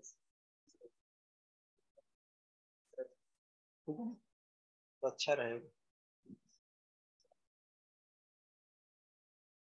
तो ऐसा ना सोचें कि अगर आपको एआई नहीं आती या मशीन लर्निंग नहीं आती, बहुत ही कम मात्रा में आपके रिसर्च में काम में आएगा, भले ही वो केमिस्ट्री का रिसर्च हो, पर थोड़ा सा मालूम तो होना चाहिए कि ये चीजें है क्या और टूल्स में इनको प्रयोग में किस प्रकार से लाना है। अब डेटा माइनिंग जो है वो हेल्थ केयर में भी काम में आ रहा है। हेल्थ केयर का डेटा हो, उस पर रिसर्च करना हो, या बिजनेस हाउस को कोई अपने रिजल्ट्स निकालने हो। रिटेल का जो डेटा है उसमें भी काम में आ रहा है। इंश्योरेंस सेक्टर में रिसर्च हो रहा है, उसमें भी काम में आ रहा है। रिसर्च ही नहीं, रियल वर्किंग जो है इंडस्ट्री की या बिजनेस हाउसेस की, उसमें भी ये डे टू डे बेसिस पे चीजें काम में आ रही है। एंटरटेनमेंट इंडस्ट्री के अंदर ये काम में आ रहा है कि किस तरह की मूवी कस्टमर्स को अच्छी लगती है, किस तरह की मूवी नहीं अच्छी लगती है, लोगों का वॉचिंग पैटर्न क्या है, किस तरह की मूवीज लोग देखना पसंद करते हैं, किस तरह के गाने लोग सुनना पसंद करते हैं, तो वो सारा डेटा इकट्ठा करके इन टूल्स में डाल दिया जाता है और ये आपको बढ़िया बढ़िया रिजल्ट आपके उपयोग के देते हैं। डेटा माइनिंग में डेटा को गैदर किया जाता है, डेटा को प्रिपेयर किया जाता है, उसकी माइनिंग की जाती है, नहीं उस पर स्टैटिस्टिकल एआई या मशीन लर्निंग के प्रोसीजर्स अप्लाई किए जाते हैं और एनालिसिस की जाती है, उसमें से इंटरप्रिटेशन निकाला जाता है। Different types of data mining, ये थोड़ा सा देख लें आप, हालांकि कंप्यूटर का टॉपिक है पर इसको इस तरह से लिखा गया है कि आप लोग इसको समझ जाएंगे, और नहीं भी समझे तो नाम ही याद रखें इन चीजों का। बड़ी काम की चीजें हैं ये, कब कौन सी कहाँ लग जाती है पता ही नहीं पड़ता है, और कितना अच्छा रिजल्ट दे जाती है, रिसर्च में कितनी मदद कर जाती है, आपको जो है थोड़ा सा मालूम होना चाहिए। Classification, this technique helps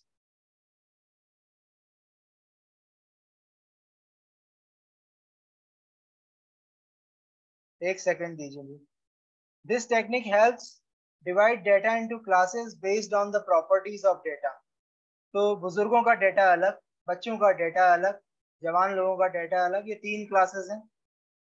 prediction यानी किसी भी भविष्य में कोई चीज क्या होने वाली है उसके लिए अपन न्यूरल नेटवर्क का मॉडल ट्रेन कर लेते हैं, या स्टैटिस्टिक्स का लीनियर रिग्रेशन का इक्वेशन निकाल लेते हैं, और भविष्य में वो चीज होगी या नहीं होगी उसको प्रिडिक्ट करते हैं। रिग्रेशन आप सब लोग जानते हैं। Time series analysis, here a particular variable changes its value with time, for example rainfall pattern changes with time, बरसात किस दिन कितनी आएगी, ये जो पैटर्न है क्या ये समय के साथ बदलता है, इस साल कुछ अलग है, अगले साल कुछ अलग है, मई में कितनी आएगी, जून में कितनी आएगी, जुलाई में कितनी आएगी, ये पैटर्न है, लेकिन ये पैटर्न समय के साथ बदलता है।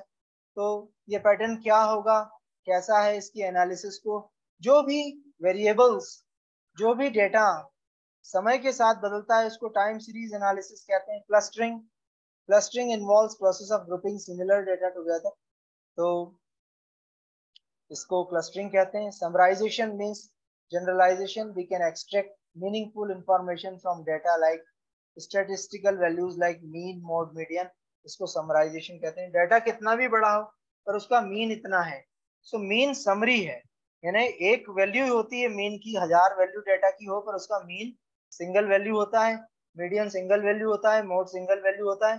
तो मीन से हम डेटा को समझ सकते हैं, तो चूंकि जो चीज छोटे में होती है उसको समरी कहते हैं।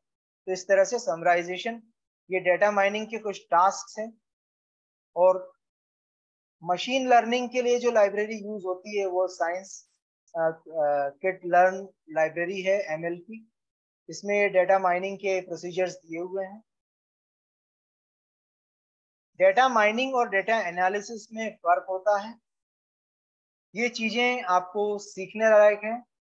अपन कंपैरिजन नहीं करेंगे, सिर्फ डेटा एनालिसिस को थोड़ा सा पढ़ लेंगे और 2-4 पॉइंट पढ़ेंगे क्योंकि सारी चीजें अपन पढ़ नहीं सकते। Data analysis is extracting, cleaning, transforming, modelling and visualizing the data to extract essential and useful information that may be used to draw conclusion and make decision। ये पहला पॉइंट ही पढ़ लीजिए, आपसे ज्यादा बहुत नहीं पढ़ाऊंगा।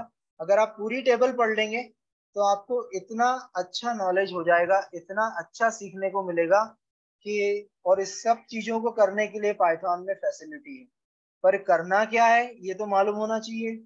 Data hello. एनालिसिस करना है कि डेटा माइनिंग करना है, तो पहले एनालिसिस को थोड़ा सा सीख लेते हैं और उस चीज को अपन माइनिंग वाला पार्ट अभी अपन ज्यादा नहीं लेंगे। तो डेटा एक्सट्रैक्ट करना कहीं से सोर्स से, क्लीन करना, उसका स्वरूप बदलना, फॉर्मेट बदलना, उस पर थोड़ी प्रोसेसिंग करना, थोड़ी सी मैथमेटिकल मॉडलिंग करना या दूसरे तरह की मॉडलिंग करना। रिसर्च में सिमुलेशन एंड मॉडलिंग का बड़ा प्रयोग होता है, तो किसी भी चीज को मैथमेटिकल पैरामीटर्स में रिप्रेजेंट करना मॉडलिंग कहलाता है। और विजुलाइज करना यानी रिजल्ट्स को जो है अपने को ग्राफ के फॉर्म में दिखाना। तो क्यों करते हैं सब? ताकि हम कुछ यूजफुल इंफॉर्मेशन निकाल सकें और उस इंफॉर्मेशन को कंक्लूजन्स निकालने में या डिसीजंस लेने में प्रयोग में ला सकें। The data and a rough hypothesis collected from data mining are then used in data analytics to form a model based on the data. तो ये थोड़ा सा हाइपोथेसिस के ऊपर लिखा है। डेटा माइनिंग आप जानते हैं। Data analysis studies are conducted on unstructured, semi structured और स्ट्रक्चर्ड डेटा। स्ट्रक्चर्ड डेटा जो होता है जो टेबल्स के फॉर्म में होता है, और अनस्ट्रक्चर्ड डेटा जो होता है वो पैराग्राफ्स के फॉर्म में होता है, जैसे टेक्स्ट मैसेज, आपकी ट्विटर मैसेज या ये सब चीजें। और सेमी स्ट्रक्चर्ड में दोनों वैरायटी होती है। आजकल, पहले जमाने में सिर्फ स्ट्रक्चर्ड डेटा होता था टेबुलर फॉर्म में, रोज और कॉलम में, लेकिन आजकल जो मैसेजेस आती हैं अपने पास ईमेल्स की पैराग्राफ के फॉर्म में, उनके ऊपर भी एनालिसिस संभव है। टू फाइंड पैटर्न्स और trends, data analysis employees business intelligence and analytics methods. तो डेटा एनालिसिस में बिजनेस इंटेलिजेंस और एनालिटिक्स की मेथड्स का प्रयोग होता है ताकि पैटर्न मालूम कर सकें डेटा का। Data analysis on other hand is primarily utilised for hypothesis testing. Visualisation of result is always at the forefront of the data analysis, जबकि डेटा माइनिंग में विजुअलाइजेशन को प्रयोग में नहीं लाते हैं। Data analysis is primarily utilised for hypothesis testing. देखिए ये पॉइंट रिपीट हो गया। Data analysis can be classified into three categories: exploratory data analysis, descriptive statistics, and confirmatory data analysis. So confirmatory में inferential statistics आ गया। A time series study of gross domestic product over the last 10 years is an example of data analysis. Okay, तो data mining को अपन ज्यादा नहीं देख रहे, data analysis के ऊपर आप देखिए। और इन सब चीजों को करने के लिए, फास्ट करने के लिए, एक्यूरेट करने के लिए, एफर्टलेसली करने के लिए, फटीगलेसली करने के लिए कंप्यूटर का प्रयोग किया जाता है पाइथन में सारे कमांड्स। ये टाइम सीरीज एनालिसिस पे बहुत अच्छा डॉक्यूमेंट है, पर मैं इसको पढ़ा पाऊंगा कि नहीं। टाइम सीरीज एनालिसिस के लिए सारे कमांड्स होते हैं। फाइनेंस में time series analysis is used to make forecast about stock prices, interest rates and exchange rates. Economics research हो तो time series analysis analyzes economic data such as GDP, inflation and unemployment. इस पे research होता है, बड़े topics निकलते हैं। Metrology यानी वेदर की स्टडी, मौसम की study. Time series analysis analyzes weather data such as temperature, rainfall and wind speed. Sales forecasting, time series analysis forecast future sales, यानी अगले साल कितना सेल्स होगा, उसके अगले साल कितना सेल्स होगा। तो टाइम सीरीज एनालिसिस के लिए भी सारे कमांड्स हैं पाइथन में, और उससे इतनी तरह की इतने विषयों में रिसर्च की जा सकती है। Please have a look at it. Understanding the past, ये टाइम सीरीज का काम है। इसके डिटेल्स लिखे हुए हैं, पढ़ाना संभव नहीं है। पाइथन, टेबलू, पावर बीआई ये सब काम में आते हैं इसके लिए। फोरकास्टिंग द फ्यूचर, यानी भूत भी समझ गए, भविष्य भी समझ गए, तो उसके लिए कमांड्स हैं। एनोमली डिटेक्शन, कहीं पे थोड़ी सी भी अनियमितता हो रही है, कहीं एनोमली हो रही है। फॉर एग्जांपल फाइनेंस के एरिया में fraud detection in credit cards and financial transactions. Network security में detecting network intrusion, network, computer network में कोई घुस गया बाहर से, तो उसकी एनालिसिस करना।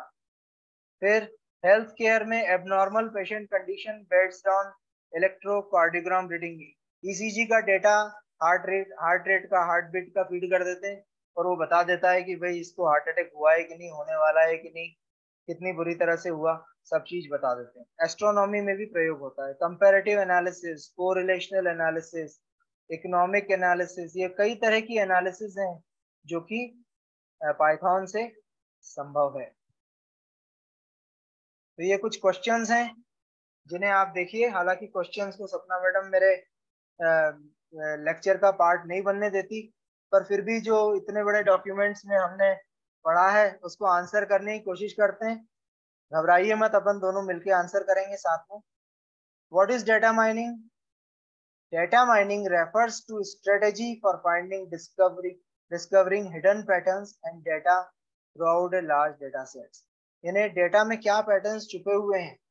दूध के साथ कौन सा प्रोडक्ट बिकता है साथ में? तो एक रिटेल स्टोर का डेटा ले लिया तो दूध, ब्रेड और मक्खन एक साथ बिकता है, तो ये पैटर्न सेल्स पैटर्न है कि जब दूध बिकता है तो मक्खन और ब्रेड भी बिकती है। और अगर साबुन बिकता है तो डिटर्जेंट और कपड़े धोने का साबुन और नहाने का साबुन और शैम्पू तीनों साथ में बिकते हैं। ये जो बिक्री हुई है उसमें से पैटर्न्स निकाले हैं। पैटर्न का मतलब समझाने की कोशिश करता हूँ। What is data analysis? ये आपके सामने है। विजुअलाइजेशन टूल्स, डेटा माइनिंग में विजुअलाइजेशन ज्यादा नहीं होता है, ग्राफ ज्यादा नहीं बनता है। डेटा एनालिटिक्स में ग्राफ ज्यादा बनते हैं। दो बहुत अच्छी लैंग्वेज ग्राफ बनाने के लिए, पाइथन और आर लैंग्वेज। और एक्सेल से ग्राफ बनाइए, वो भी कोई प्रोग्रामिंग सीखने की जरूरत नहीं है। अगर आपको एक्सेल से कंफर्टेबल है तो एक्सेल में एक से एक ग्राफ बन जाते हैं। What are the 3 categories of data analysis? Data analysis कितने तरह की होती है? एक्सप्लोरेटरी यानी ऊपर ही ऊपर से देख लिया, या फिर डिस्क्रिप्टिव स्टैटिस्टिक्स आप देखेंगे, या फिर इंफरेंशियल या कंफर्मेटरी डेटा एनालिसिस। ये हाइपोथेसिस और इन सब चीजों से संबंधित है। इन सब के लिए कमांड्स पाइथन में अवेलेबल हैं। Fast, accurate, effortless and particular research through Python. ज्यादा थकना नहीं, ज्यादा समय नहीं लगना और एक्यूरेट रिजल्ट्स आएंगे। ये जितने भी मैंने आपको पाइथन के नाम बताए थे, पार्ट्स जो हैं पाइथन के, उनके बारे में थोड़ा थोड़ा ज्यादा लिख के दिया है। अभी तो सिर्फ नाम बताए थे। पांडास जो है वो मैंने दिखाया था, डेटा फ्रेम कैसे अपन क्रिएट करते हैं। नमपाई, अरेज पे न्यूमेरिकल कैलकुलेशन करना हो। Python SCI kit, machine learning के लिए बहुत बढ़िया लाइब्रेरी है। मशीन लर्निंग सीखने की भी जरूरत नहीं है, किस तरह का काम करना है थोड़ा सा मालूम हो, सारे कमांड्स अवेलेबल हैं। इसमें स्टैटिस्टिकल मॉडलिंग हो जाती है पूरी, क्लासिफिकेशन हो जाता है, रिग्रेशन के लिए कमांड्स हैं, क्लस्टरिंग के लिए कमांड्स हैं, डायमेंशनलिटी रिडक्शन के लिए कमांड्स हैं। ठीक है, तो साइंस किट, SCI किट और पांडास, ये दो बड़े काम की चीज है। नमपाई का तो यूज करना ही पड़ता है। केरास जो होता है वो डीप लर्निंग मॉडल्स जो आते हैं आजकल, उनके लिए ज्यादा काम में आता है। टेंसर फ्लो जो है ये मशीन लर्निंग और डीप लर्निंग के लिए है। ऑब्जेक्ट रिकॉग्निशन और स्पीच रिकॉग्निशन में भी काम में आती है कि भैया जो बोल रहा है वो कौन बोल रहा है। इसके लिए मैटप्लॉट ग्राफ बनाने के काम में आती है। मैटप्लॉट आपके सबसे ज्यादा काम में आएगी। प्लॉटी, ये अलग अलग पैकेजेस हैं दूसरे। इसे वेब बेस्ड डेटा विजुअलाइजेशन, ये भी ग्राफ बनाने के काम में आता है।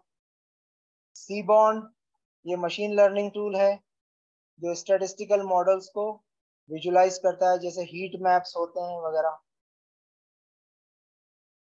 Scrapie is a popular Python data science library that aids in development of crawling programs, spider bots।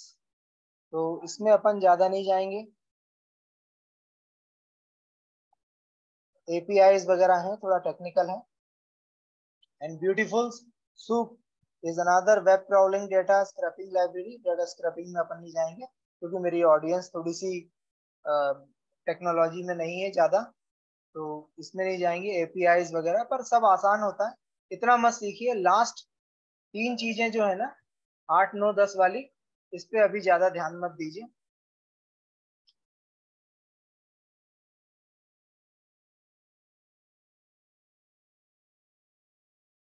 ये एक अच्छी साइट है जिसपे टाइम सीरीज वाली चीजें आप पढ़ सकते हैं।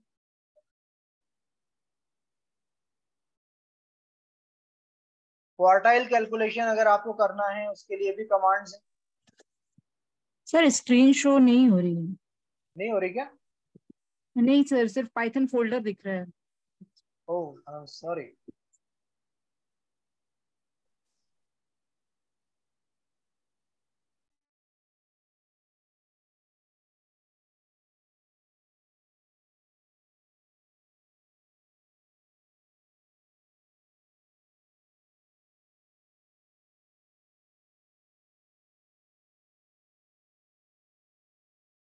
आ रहा है, दिख रहा है? हेलो, यस यस सर दिख रहा है।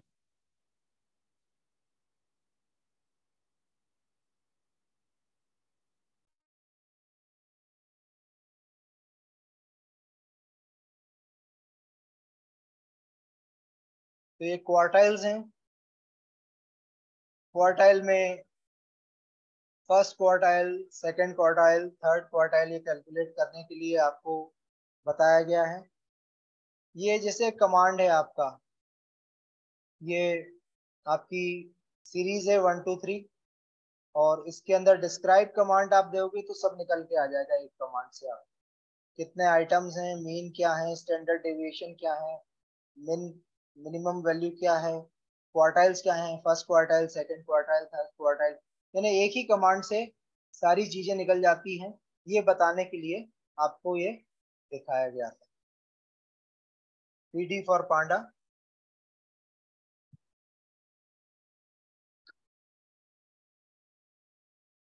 ये अलग अलग तरह के रिजल्ट्स हैं आपके। रिग्रेशन के जितने एल्गोरिदम्स हैं सारे कैलकुलेट हो जाते हैं। तो इन सबको, ये सारे एग्जांपल्स मैंने दे रखे हैं, अब आराम से बैठ के पढ़िएगा, सारे नोट्स आपको आ जाएंगे। Linear regression, simple, multiple, polynomial. Polynomial यानी जिसमें x की पावर एक से ज्यादा भी होती है। जैसे तो y is equal to mx plus c linear regression का स्टैंडर्ड फॉर्म है, पर अगर एक्स स्क्वायर और एक्स क्यूब वाले भी रिग्रेशन होते हैं तो वो भी इससे हो जाते हैं।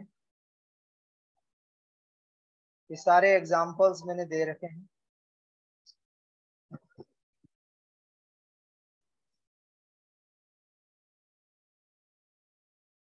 डिसीजन ट्री जो होता है वो मशीन लर्निंग का एल्गोरिदम होता है। इसका भी आपको सारा एग्जाम्पल मैंने दे रखा है यहाँ पे। छोटा सा कमांड होता है दिखाने का, यानी डिसीजन ट्री आप अ, बड़ा समझने बैठेंगे तो 3 घंटे लगेंगे डेस्क पे, पर एक कमांड है डिसीजन रिग्रेसर, डिसीजन रिग्रेसर, और ये सारे डेटा वैल्यूज आप दे देंगे तो आंसर आ जाता है। तो आपको भले ही ये सीखने को नहीं मिल रहा है राइट नाउ, पर बताने की बात यह है कि आप मशीन लर्निंग भी एक कमांड थोड़ा सा सिंटेक्स पढ़ के कर सकते हैं। इसके अंदर थोड़ा सा मीनिंग आपको अगर मालूम हो। रैंडम फॉरेस्ट, ये 4 5 टेक्निक है नाम याद रखने के लिए मशीन लर्निंग की। डेटा माइनिंग मैंने आपको बताया, मशीन लर्निंग में डिसीजन ट्री, रैंडम फॉरेस्ट जो बहुत अच्छे रिजल्ट्स देता है, उसमें जस्ट एक कमांड पढ़ लीजिए आप। और ये किस लाइब्रेरी से मैं आपको बता देता हूँ, एस एसकेटी लर्न से है, जो उसका किधर चला गया है, पाइथन का पार्ट है। उसमें बस आपको रैंडम फॉरेस्ट का नाम देना है और कुछ पैरामीटर्स देना है, डेटा देना है, और रिजल्ट आ जाएगा। ये कभी फ्यूचर में मेरे पास कभी ये सेशन हुआ या नोट्स आपके पास है तो इसको आप पढ़ सकते हैं।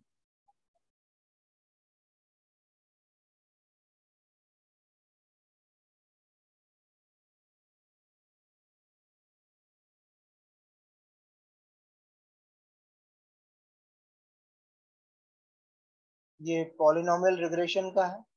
हर किसी के एग्जाम्पल मैंने दे रखे हैं तो बहुत ज्यादा एफर्ट नहीं लगेगा आपको। डिस्क्राइब कमांड देखिए, आप सब चीजें आपको दे रहा है, मिनिमम वैल्यू और मैक्सिमम वैल्यू, क्वार्टाइल, और काउंट कितना है, ये जो न्यूमेरिक वाला है इसके अंदर जो लिस्ट है इसके अंदर 3 इसके अंदर एलिमेंट्स हैं, मीन 2 है, स्टैंडर्ड डेविएशन 1 है, और क्वार्टाइल वैल्यू सारी दे रखी। डिस्क्राइब से स्टैटिस्टिकल डिस्क्रिप्शन, डिस्क्रिप्टिव स्टैटिस्टिक्स आ जाता है। तो ये मैंने आपको पढ़ा दिया। थोड़े से क्वेश्चंस देख लेते हैं। What role does Python play in data mining? Python's ease of use. In a Python is easy to learn language, combined with many of its strong modules. In a pandas ho, SCI ho, makes it flexible tool for data mining and analysis, particularly for those hunting for golds in mountains of data. What are the types of data mining? Different types of data mining include text mining. In a text का data हो chapter लिखा हो उसमें से काम की चीज निकाल सकते हैं। पिक्टोरियल डेटा जो है, पिक्चर में से आपके काम की चीज निकाल सकते हैं। सोशल मीडिया में से आपके काम की चीज निकाल सकते हैं वैल्यूएबल। और गाना हो या वीडियो, उसमें से माइनिंग होती है। वेबसाइट्स की माइनिंग होती है। तो तरह तरह की माइनिंग होती है।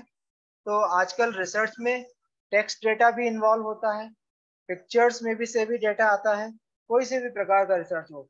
सोशल मीडिया से भी डेटा आता है, ऑडियो डेटा भी होता है, वीडियो डेटा भी होता है, और वेब डेटा भी होता है। तो हर में से वैल्यूएबल इंफॉर्मेशन निकालने के लिए आपको पाइथन में कमांड्स दे रखे हैं।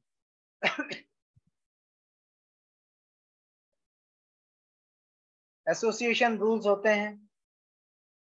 तो दो डेटा आइटम्स के बीच में क्या एसोसिएशन है, ये बिकेगा तो वो भी बिकेगा कि नहीं, इस तरह से। What are the most important methods of data mining?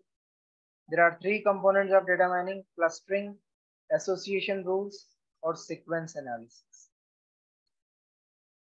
Web crawling के मैंने एग्जांपल्स हटा दिए थे, उनका भी मीनिंग यहाँ दिया है, पर अभी अपन इन चीजों को नहीं पढ़ेंगे।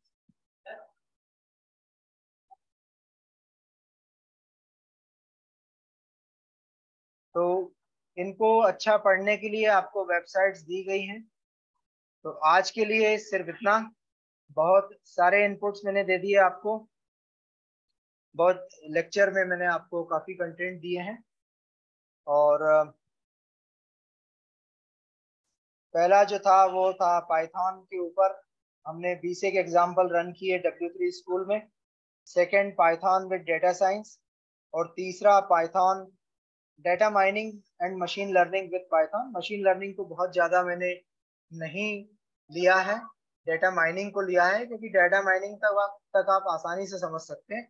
मशीन लर्निंग के लिए एग्जाम्पल सारे दे रखे हैं नोट्स में। तो अगर आपको अब कोई प्रश्न हो तो आप पूछ सकते हैं। कोई भी ऐसा टॉपिक नहीं है जो इसमें कवर्ड नहीं हो, जो कि पाइथन और रिसर्च से संबंध रखता हो। इंडिविजुअल स्टैटिस्टिकल प्रोसीजर्स मैंने नहीं दिए क्योंकि वो डिस्क्राइब वगैरह से आ जाते हैं। इन्फेरेंशियल स्टैटिस्टिक्स के ऊपर मैंने ज़्यादा नहीं दिया है।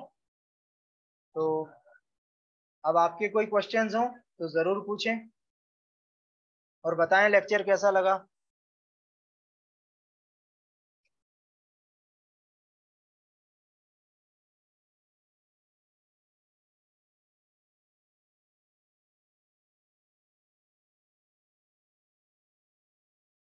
क्या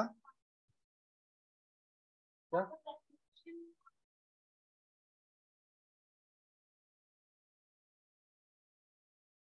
हाँ, तो देते ही ना अपन तो।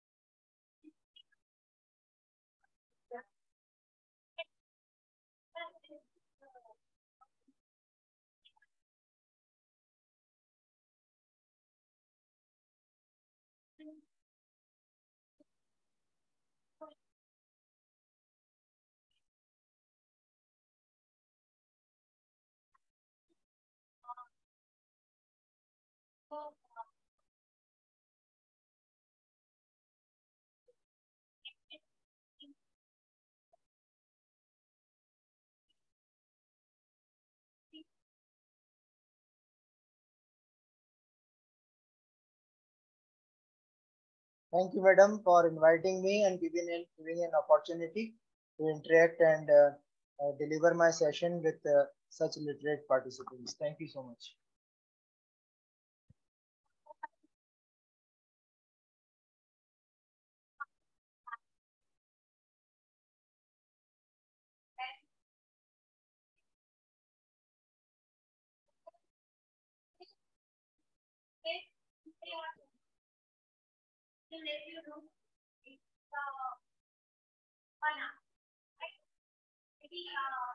Thank